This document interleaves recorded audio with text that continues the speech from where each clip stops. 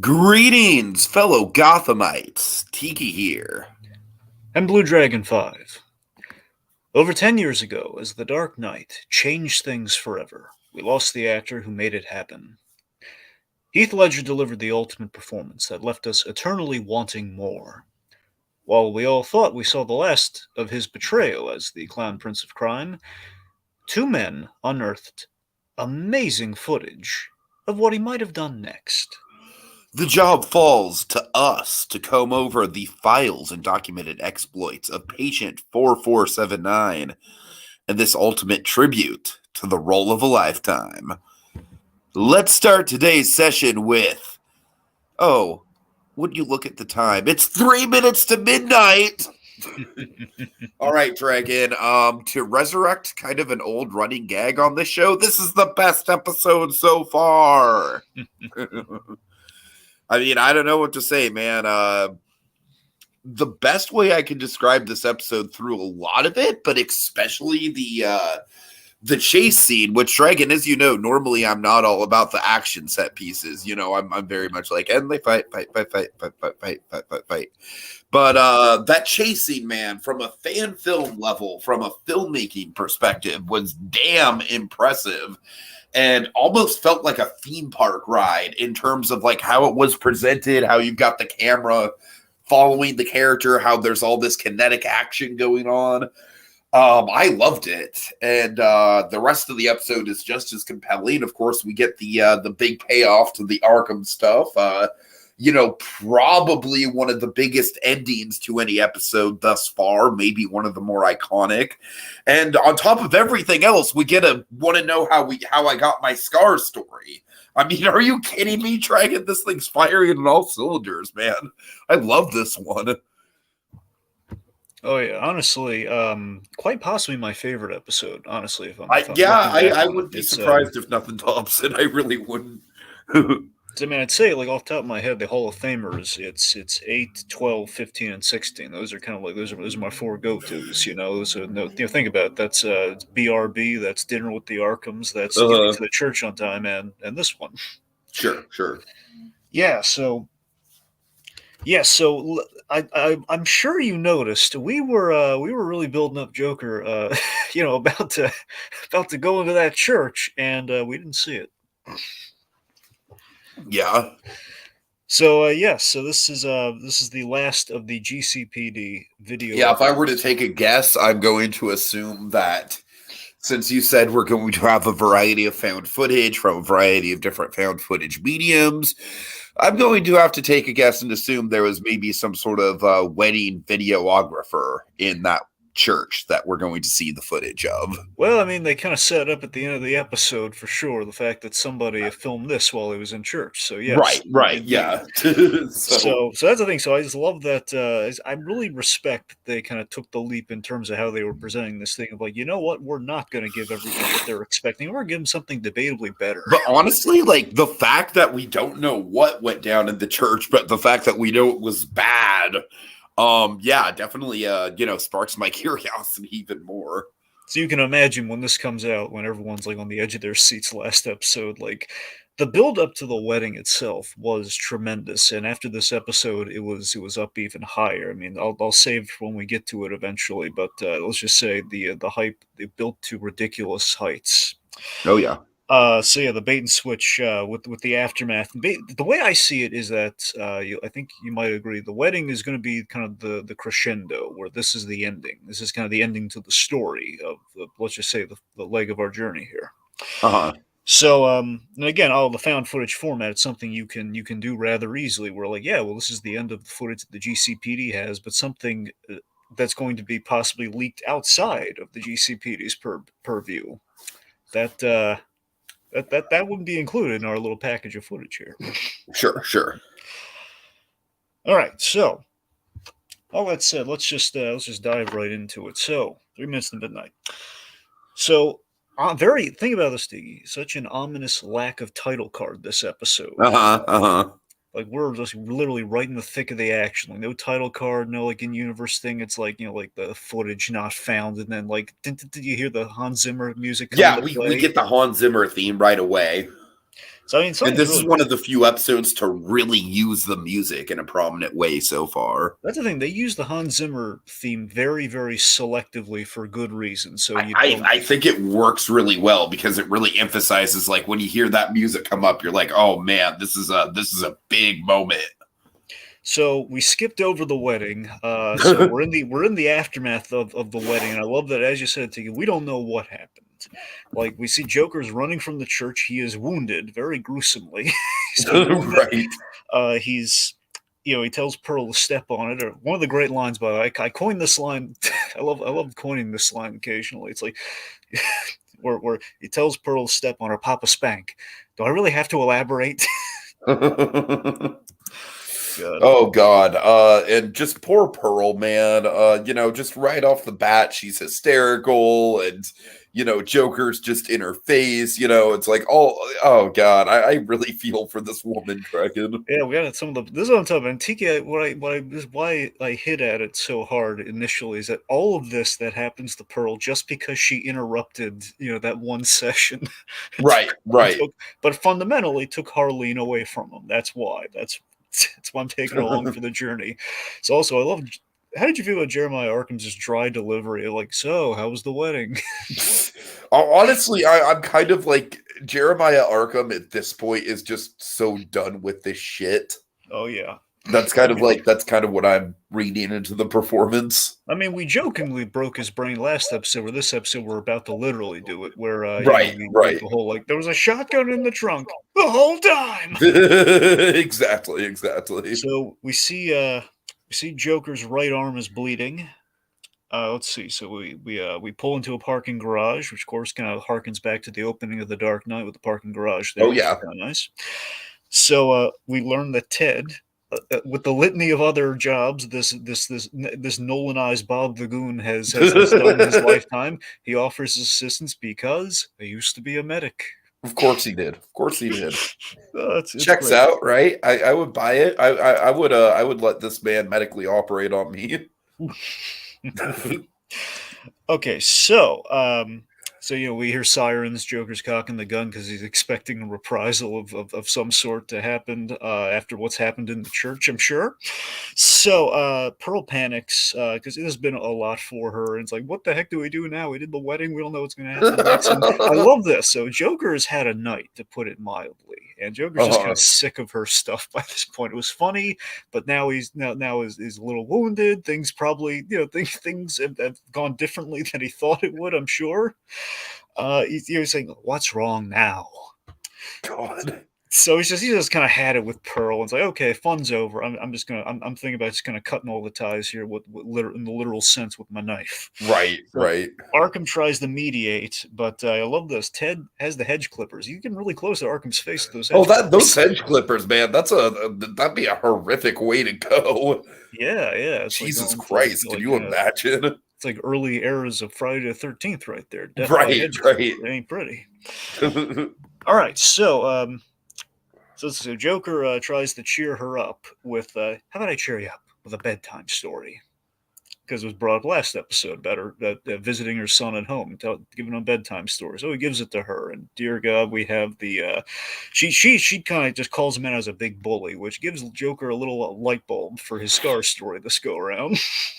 Yeah, so as soon as I realized that we were getting a Scar story, Dragon, I geeked out so hard. I And I was knew like, you were waiting for it, so that's what tell me. So now you've gotten your Scar story. What'd you think of it?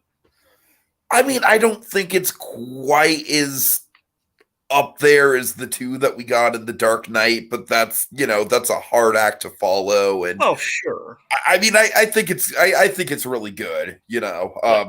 I mean, especially the part about like him actually being the fish. Yeah, what I really liked, I caught this on the rewatch with the wordplay, is like in reference to worms, he's calling the bullies the worms, Right. which is really clever. So anyway, so he pulls out his knife, and I love like the kind of the danger the moment that knife pops out of the slot.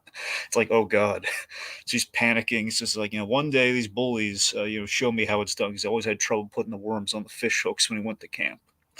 So take me to the end of the dock, put the hooks in my mouth, and push me in the water, and then they reel me back in. So you know what I did to him? I burn their camp. I just love the severity of this, by the way, like as a revenge thing, where you kind of get where it's coming from. Like any kid who's been bullied, but Uh-huh. just to the nth degree with the Joker's like totality of like, but it still is a horrific thing they've done to him. Is to dropped him in there with fish hooks. It's terrible. Only in Gotham. So you know what I did? I burned their camp to the ground while they slept. That's my favorite part of it. The whole while they slept, they roasted. Yeah, and again, just all the inflections of the Joker, all the different tones and mannerisms, just very much in there. It's just perfect performance as always. And that roasted, I think, is the last time he pulls like the Ledger kind of shout. I think Oh, I'm pretty sure really? that's the last time. So yeah, that's what Uh-huh. I was hinting at last episode, where this is like the roasted.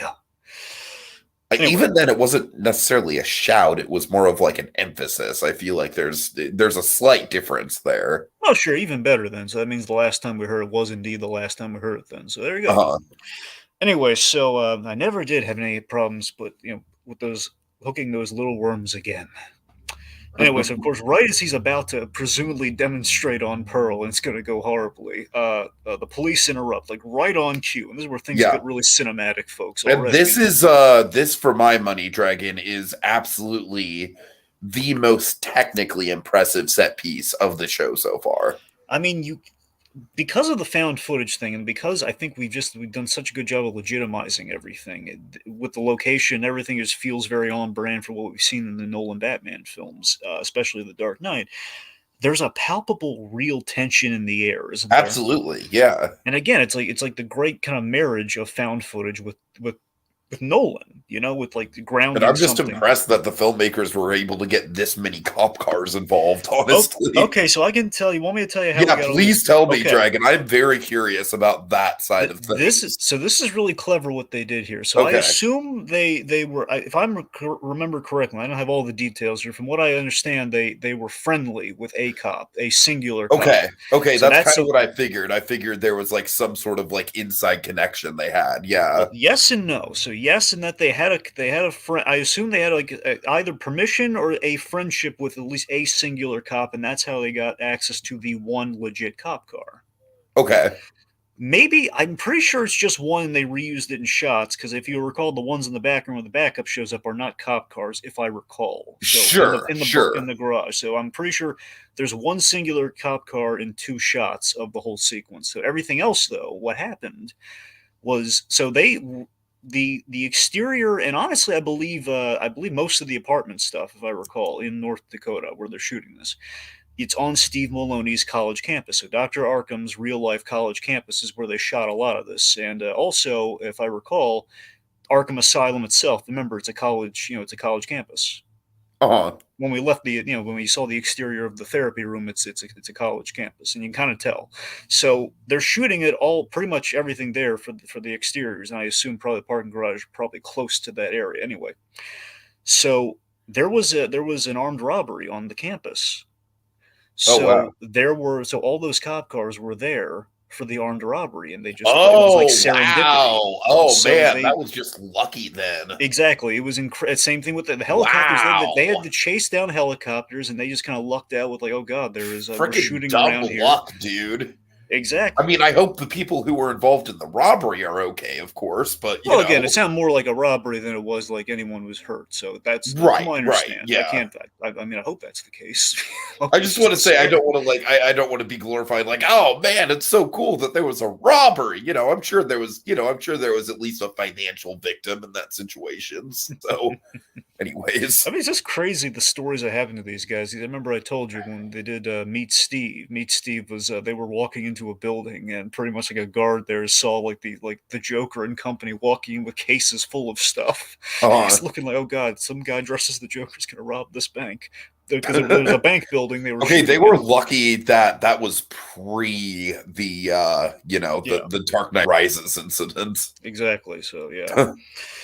Anyway, so the point being, real cop car. They demand Joker release the hostages. We have this bit with Arkham. I love the detail that he is wearing the Joker's coat because it's been so cold the whole night. So he's just out in his room Right, now right. wearing the Joker jacket. He flees. He ditches the coat and he's just running away. Not an accomplice. Not an accomplice. He's found his opportunity to flee. He's been waiting for the whole night. And then we have one of my favorite bits. Oh dear God, this is so cool. So pigs before swine. He cold cocks Pearl with the butt of the gun, and then here's the bit. Yeah, he's singing the hokey pokey as he assembles the rifle. You do the hokey pokey and you turn yourself around. He has this automatic rifle is assembled. It's just it's a great and truly menacing Joker bit when he does that. And he's like just firing on the officer. It's the big money shot. And like he is not smiling when he's doing that. He's just like going full intensity when you're shooting that thing. And like I said, Dragon, this whole sequence kind of has almost like a theme park simulator vibe to it, just because you're so in the moment, you know? And I mean, that's helped by the POV of Ted. Exactly. The fact that our Joker henchman is shooting all of this. He opens fire. Ted's in tow with the camera. Just really well. The blocking of this is just incredible. It was very well. Oh yeah, absolutely. I was very impressed. I mean, for a fan film, this is some of the best blocking I've seen in any fan film. And of course, the "Tell Me You Got That" bit where Joker. Again, this is the theme parky moment right here. That's like midway through the sequence too. And that's your ultimate theme parkish moment there. Like exactly, Six Flags, take notes, would you? Tell me you got that. And then, of course, and now it becomes a firefight. We reveal other cops and more subtle, the detectives. Like you'll notice Harvey Bullock is in this scene, by the way.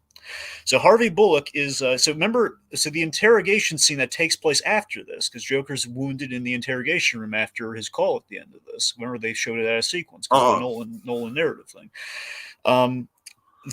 Bullock's partner gets killed in this scene. That's why he's so ticked off. So you get to see why Bullock was so ticked off in that interrogation scene. So again, like hands on the ground. And so then they're shooting, and Joker's staying cover. And we have this great bit that we teed up last episode. Gun privileges reinstated as he gives it back. Right. So Ted squeeze. He's shooting in a shootout for the first time in his life, and they make their way across the parking garage and down the stairs, and then basically the same cop car gets pulled around so they can make it look like two cop cars. Anyway, so then we have this epic shot where Joker grabs the cop shotgun and he's like in one motion, very fluid, as the Hans Zimmer Denon. As he cocks it as he gets in there. Yeah, totally. I love that stuff with the soundtrack. Excellent. So so then he's driving through town, and what do you know? A bunch of cop cars. Now, here's a secret for you. And again, now we know why all those cop cars, how we got all those cop cars. I mean, I was just like, there's no way that they just got all these cop cars to just show up for this shot. There's got to be something going on here. It's really clever because, again, think about it. It's great. It's totally like art, taking influence from life or whatever, not imitating life, but I don't know. Right. Well, I think serendipity is the simplest way. Serendipity, yeah, for sure. Yeah, anyway, sorry, that was words. Anyways. Anywho, well, again, you're so enamored by like if you really like it, if you take a big step back, it's like, oh yeah, wait a minute. Of course, because think about it, they're inside the car, so you're not seeing. They're not driving an actual cop car, but you're inside the car, so you're not thinking about it. Because you're so enamored and sold by it, because you're seeing the actual cop cars on the outside, which is like this is very legit. Of course, he's driving the cop car. Anyway, so Joker and Ted, they're in the cop car, and we have this great gag. This is a bit that always kind of sold the Joker-Ted dynamic for me even more so, where it's just like Joker's a little weirded out by Ted, but he kind of loves him for that. where they're in the car, and he says, you don't think we're going to get a ticket for any of that, do you? And Ted's kind of laughing it up like, they think we're one of them now. I get the joke. Oh, right. And just him explain the joke, and Joker kind of gives him that look of like, yeah, right. just a little weirded out by him.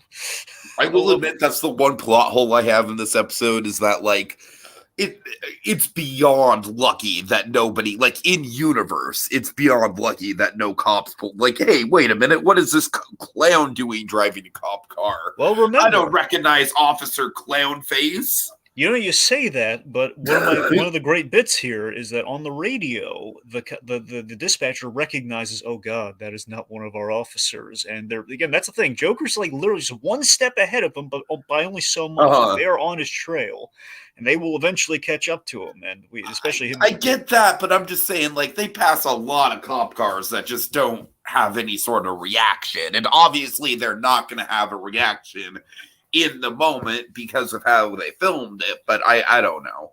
Oh, we also had Joker literally sticking his head out of a car, like for the whole dog chasing cars moment in Dark Knight, though. That's very true. That's very true. I don't know. I mean, at least he's inside the car this time. I give him that. Yeah. Anywho, liberties. So, okay, so let's see. So, then we have this great bit where he's on the radio. He says, this is 4479er en route to pick up an escaped convict. And then we have the dispatcher. What? I just love the horror in the realization. What? So again, the cops step behind, but you know they're wisening up. They're getting Yeah. all right. So then we have like this great cops gag where it's like it's like Joker doing like a cops interview in the car with Ted. It's a tough beat working in Gotham because not only do you have like the average Joe, you got to worry about the freaks and the lunatics. Oh look, there's one now. Now this must have been really hard to shoot because they're shooting an actual tunnel here. Whereas, Arkham is like, this is just the cosmic irony of like, oh God, Arkham has gotten away finally, and he runs to the nearest cop car that comes his way. Right, yeah. And just seeing Maloney's reaction, like, oh, come on! Oh, I missed you so much!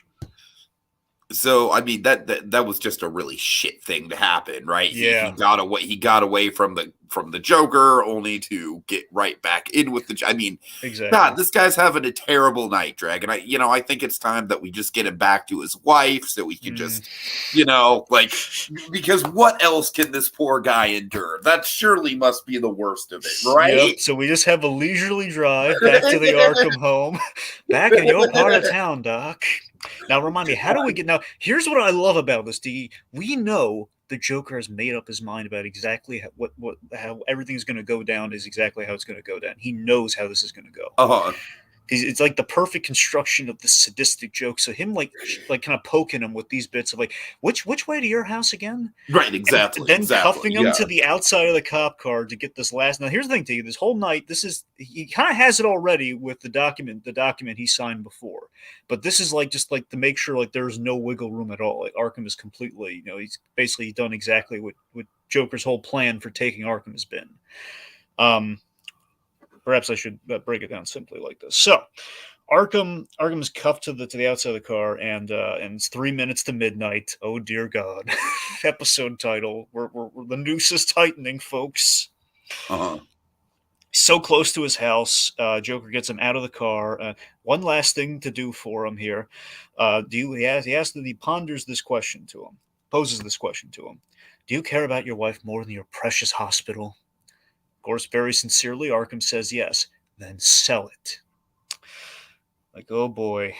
I love Maloney's look, by the way, when Joker pulls out this cell phone and he gives it to him. And Arkham's like, he's kind of over a barrel and he knows it, but he absolutely has to do this to save his wife. And he's going to do it without compunction. But it's the fact that he's a little ticked off that he's going to have to sell his family's legacy. And the Joker has him over a barrel. It's like the ticked off look.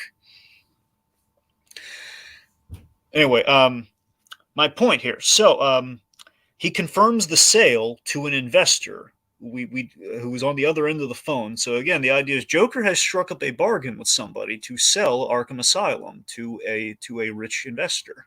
Uh-huh. Something tells me it's not Bruce Wayne, Tiki. I feel like that could have been set up a little bit more, but whatever. Well, no, they did set it up. Did they? Yeah, I remember the whole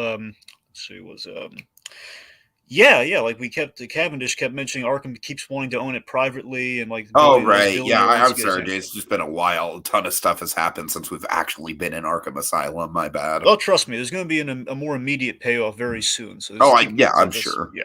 Anyway, point being, so Arkham, he's basically confirmed the sale of his hospital to an investor who's been trying to get their hands on Arkham Asylum this whole time, And yeah, so this is the whole reason Joker actually took Arkham, so he could get him to sign over the hospital. So that's kind of the big reveal of Joker's endgame for Arkham. Outside of just making Arkham suffer, it's like, I need him to sign over the hospital. Uh-huh. Okay. He says, see you soon. Anyways, so then Joker's the big knife in Arkham's soul here is like, since you've done everything I've asked of you. This is like so fucking cruel, dude. I said, I mean, it's basically just like, since you've been such a good boy, I'm going to do exactly what you don't want me to do. It's just the fact that, again, it's like that Joker proviso. It's like the small print in the Joker concept where he's a man of his word, but in the most twisted sense of it, where Since you did everything I asked and I promised you'd be able to see your wife again, we're gonna celebrate by watching the fireworks. So, Tiki, God. what did you think of the fireworks? I don't know. They're good fireworks. I don't know. Well, I mean, I Um, meant the whole thing in general. I didn't mean just like literally the fireworks. Just meant like the whole yeah, thing. I was gonna like yeah, the whole thing. It's a great reveal. It's a great like in the moment suspense. Of course, Arkham's reaction is pretty powerful, and I think the best part about it is just the that 911 call where he has, he's just tired and he wants to go home. And then, that last extended shot of him just laughing to himself as Arkham's just knocked out. It's all great. Yeah, yeah. I mean, I like to think that the bomb, like the very kind of very off the comic page bundle of dynamite with the clock, Uh-huh. I like my head canon, and well, you'll see how crazy I may or may not be down the line. Let's say, but I like to think that there is like not as much dynamite as you think, and some of that is like legitimately fireworks, which creates like the perfect smiley face firework and everything in the sky. Uh-huh. Which yeah, so regardless, so it's like I think like it's like maybe half dynamite or less perhaps. Like, but there is obviously there's a big explosion, so it's still very cruel. It's the fact that again, Joker got his fireworks that he wanted in the boat scene in The Dark Knight. He finally got his fireworks. Like there won't be any fireworks. Up, guess again. There they are. He got his fireworks. So again, it's Arkham devastated. He attacks the Joker. And I love this the beat of like Joker's cold cocking him there, and with the 911 call, I mean, you summed it up really well. To used to say, I love that we again the whole out of sequence thing in the kind of the .5 episode kind of viral marketing. We had Joker's call, we saw the call, but now we've paid off. If you listen to that call, you've now seen it unfold. Uh-huh. Very neat. And then of course he gives the instructions to send the tapes. Yep, as well as basically he has a delivery boy, and I love the Arkham's reaction to that earlier too. By the way, before he got cold cocked, the whole "I have just the man to deliver the papers. I used to be a delivery man." And Arkham's God. look, just Arkham's look of like seriously, he gives like that look. He just heard it, then he processes like, "Oh God, my replacement is my absolute undoing." Right, right. Everything. This is like literally the worst night of his life. So anyways, of course, Ted's not only is he delivering the documents to sell Arkham, but the wedding tape because a lot of people and Joker breaking the fourth wall because a lot of people are going to want to see this. Well, I don't even really consider it breaking the fourth wall because it makes sense in universe. You know what I Well, mean? yeah, that's what I mean. I mean, he's Yeah. talking. He's kind of he finds a reference to essentially in unit. Well, yeah, you're right. You got it. No, I'm just saying I'm giving the show credit because it is kind of a fourth wall break, Yeah. but the show's so creative with its premise that it's Yeah. not, like in universe they have an explanation, and I think that's clever. So I love this. I love that Ted is just like I live on the streets. I have no way of uploading this. Capable guy like you shouldn't be a problem. Says, wait, so you're not going to kill me? Maybe next time. uh-huh. So I just love that. It's like maybe next time. It's like anytime Ted he could go the way of Bob the Goon. We have no idea. It could absolutely happen. Right. All right, so then we have the money shot, as you said, just Joker with the knocked out Arkham. Hey, look at the fireworks, and just laughing, so pleased with himself. Just the Joker won, and that's just so darn chilling. I mean, it's wonderful. Yeah, it's a great shot for sure. Oh, guess seriously, honestly, that shot is kind of why it's my favorite episode outside of all the other cool stuff. Just kind of like how much it lingers on him, Yes, it just feels like Yeah. that's the end. That's really the end of the story here. And it's like yes, like he broke Arkham, which is he started off in Arkham and he broke the namesake. Totally. All right, so All right. final thoughts, Tiki. What do you got? Yeah, I mean, like I said, Dragon, this is like kind of the crescendo so far. I think everything was really on point. It's like, I love that it's like the episode kind of starts with you want to know how I got my scars story, and then just elevates from there. I mean, like, goddamn. And, and it's just super impressive how they were able to use practical stuff, like, like all the police being in the area. Truly some innovative fan filmmaking, in my opinion. Yeah, again, the production value of the action, being selective with, the cinematic, kind of the cinematic trappings for the climax of our story, and kind of the ending that's kind of driving home what the point's been this whole time. I just one of again one of the best found footage uses of the series so far, quite frankly. I mean, there have been a lot of really creative and innovative ones. We literally killed a man with the found footage thing 2 episodes ago, so that's kind of hard to beat, I'll admit. Right, But still, right. this is like the fact we did like a really good first person shooter, almost theme park ride, as you put it, via the henchmen. I can't understand. I adore this, Joker and Arkham story and the way it ended here, and just Joker literally in a 24-hour span, he's driven Arkham not only to the brink, but given him one bad day. And Oh, yeah. as love that we kind of spent this whole story, and not just him, let's just say perhaps, it's been a thread through our story that ever since he broke out of Arkham in that 24-hour span, kind of the third act of our story here, been a few characters that are going through this one bad day. Let's say that Sure, much. sure. So yeah, this is always one of my favorites. Just so well done. Absolutely one of the reasons it's like the one of the go-to Batman fan films of all time. More fan series, that kind of makes it a little easier because again, how many fan series are this good are there out there? Mhm. It's wonderful. All right. Well, our time's up, and it's time to reseal the further evidence until our next session when we attempt to answer the question, is there a method to the madness? With the Joker Blogs case study. Gun privileges reinstated. I used to be a delivery man.